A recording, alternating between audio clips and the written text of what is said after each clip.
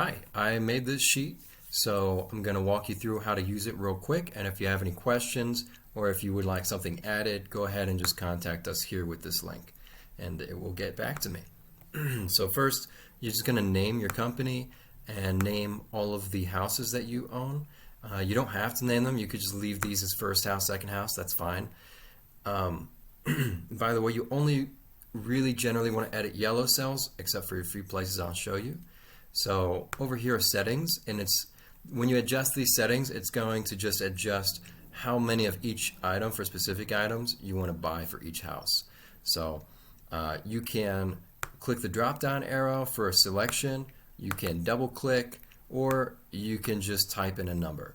And then when it comes to the deck and backyard, that's just a yes or no. So you're going to select yes or no there or type it in. That will apply only to your first house, because we're in the first house section, and then I can click this link here, or I can go to house number 1 at the bottom. And what we have here is every item that you might buy as an expense for the house. So for the bathroom, these are all filled in automatically, and depending on how many bathrooms you say you have, you're going to have to buy a corresponding number of items depending on the item. And so you can write down what you expect this to cost. Air freshener spray, let's say we expect it to cost $6. Now we have 6 as our expenses. So you don't want to write anything here, rather you want to type in these spaces for your expenses. Let's say there's something in the list of items for bathroom that you want something but it's not included. You would write that in these yellow boxes.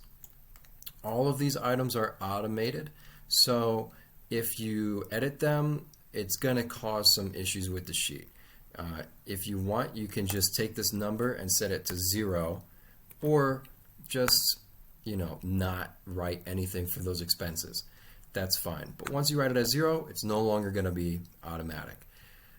So up here also, you're going to edit these cells, and that's going to be your income. We got income here, expenses here, summarized, and everything is grouped. So this is all of 2022. If I close the group, then we're going to be in 2023. I can open it back up again.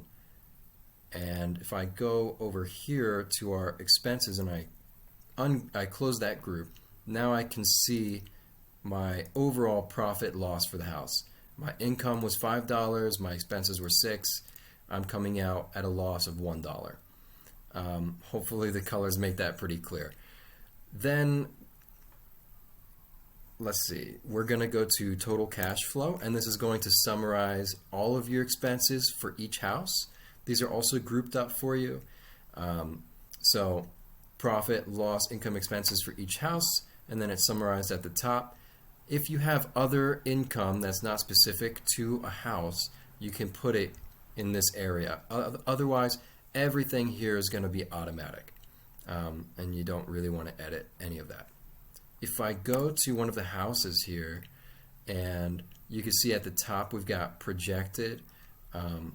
This is how much we're expecting to pay.